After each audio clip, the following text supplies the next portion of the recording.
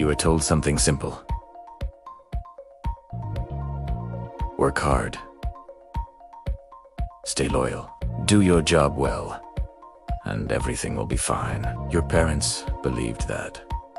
Their parents believed that. For decades, the American middle class was built on that promise. Wake up, drive to work, do your part. Build a stable life. And for a long time, it worked. But in 2026, something changed. There wasn't a stock market crash. There wasn't a dramatic emergency broadcast. No screaming headlines. Just silence. Over 1.1 million middle-class jobs disappeared. Not gig work. Not part-time roles. Not temporary positions. Stable, career-track jobs. The kind that paid mortgages, covered health insurance, sent kids to college, funded retirement accounts. And here's what almost no one is saying out loud. This isn't a recession. It's a replacement.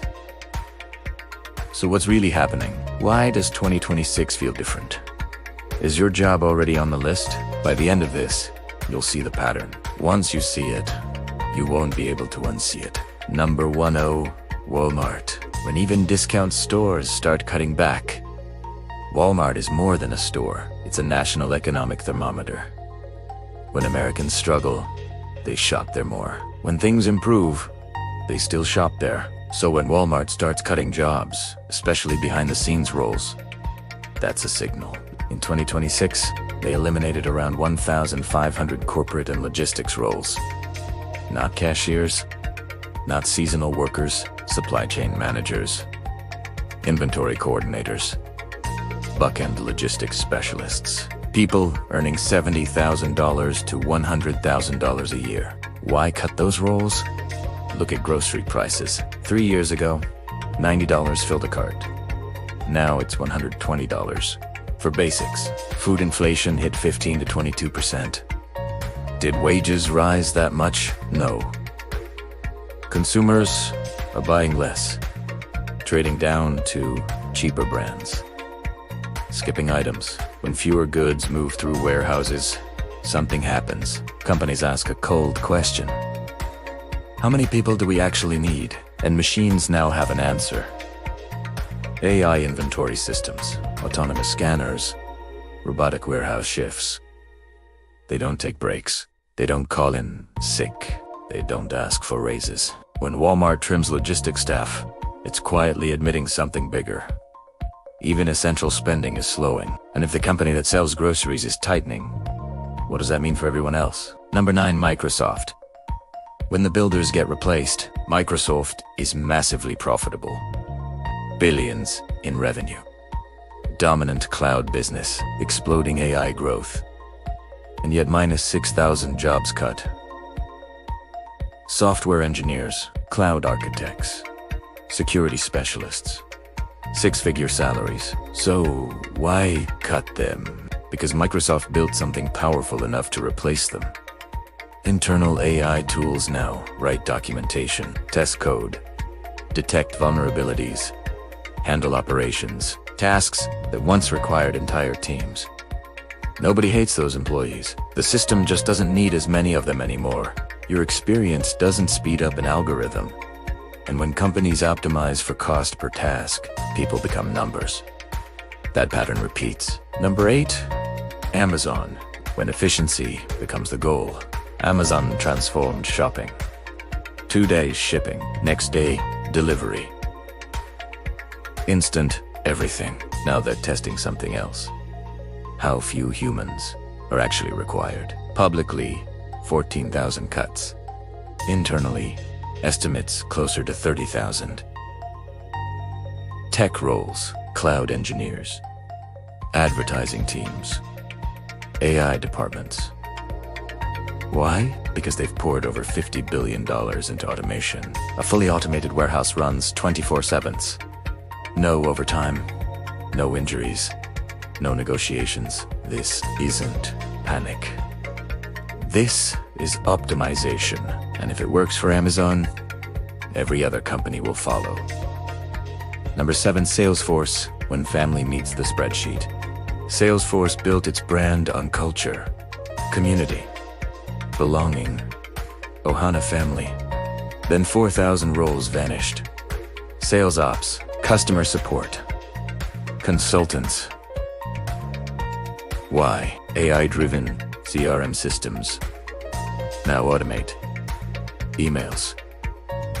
Customer responses. Sales forecasting. Behavior prediction. Savings. Roughly $300 million annually. When margins tighten, culture becomes secondary. Corporate warmth works until revenue slows. Then the spreadsheet wins. Number 6, subs. When stability isn't stable, UPS represented dependable middle-class work. Union protections, healthcare, retirement. Then 48,000 jobs were eliminated. Automation in sorting centers. AI route optimization, reduced shipping volume. Robots don't strike. Robots don't negotiate contracts. Even union-protected industries aren't immune. Number 5, Boeing. When cost-cutting touches safety, Boeing once symbolized engineering excellence. Then 2,500 roles cut. Engineers. Quality control. Safety specialists. The company is dealing with massive losses, orders slowing, regulatory scrutiny rising. Instead of rebuilding from the ground up, they reduced payroll. When safety roles become line items to cut, it reveals something uncomfortable. Quarterly results often outrank long-term trust. Number 4, General Motors.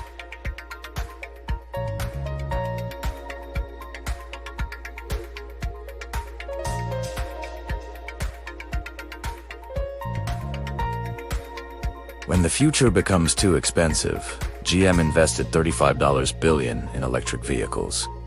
New factories, new battery plants, new technology. Then 3,400 job cuts.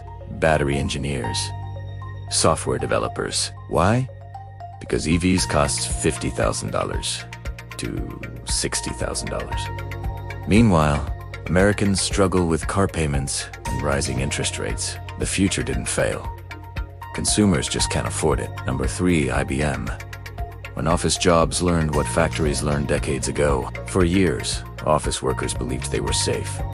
IBM cut 2,700 roles. Cloud experts, cybersecurity teams, data analysts. Internal AI now handles up to 30% of workflows. Savings, $250 million annually. If knowledge workers aren't protected, who is? Number 2, Reason. When essential dosan, they mean secure. 15,000 job cuts. Network technicians, customer service, maintenance teams, heavy 5G investment. Customers downgrading plans to protect margins. Staff reductions followed. Even essential services prioritize cost efficiency. Number 1, Intel.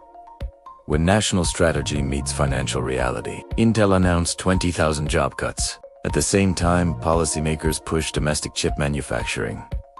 Chip fabrication plants cost $15 to $20 billion each. Competition from NVIDIA and overseas producers intensified. Margins tightened. Workers absorbed the pressure. The pattern, different industries. Same script. Technology advances. Costs rise. Consumers struggle. Companies optimize. Jobs disappear. This isn't outsourcing. This isn't temporary restructuring. This is structural change. The middle-class agreement, work hard and you'll be stable, is eroding. And here's the most unsettling part. The companies making these cuts are profitable. What happens when struggling companies follow the same playbook? History tells us new jobs eventually appear.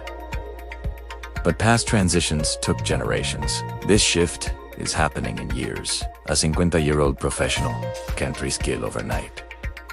An experienced worker can't outwork an algorithm that runs 24/7. So what does a society do when productivity increases, but human labor becomes optional? Work has always provided income, identity, purpose. If companies need fewer people, but people still need work, that tension grows. This isn't fear, it's awareness. Pay attention to the language at your workplace. optimization, efficiency, digital transformation. Sometimes those are early signals. The workers who survive this shift won't necessarily be the most loyal. They'll be the most adaptable. So here's the real question. In an economy that needs fewer humans every year, what makes you irreplaceable? Let me know what you're seeing. Where do you work? Is this necessary progress? Or are we losing something we won't get back? If this gave you a new perspective, subscribe and turn on notifications. This is analytical commentary based on public trends. Thanks for watching. I'll see you in the next one.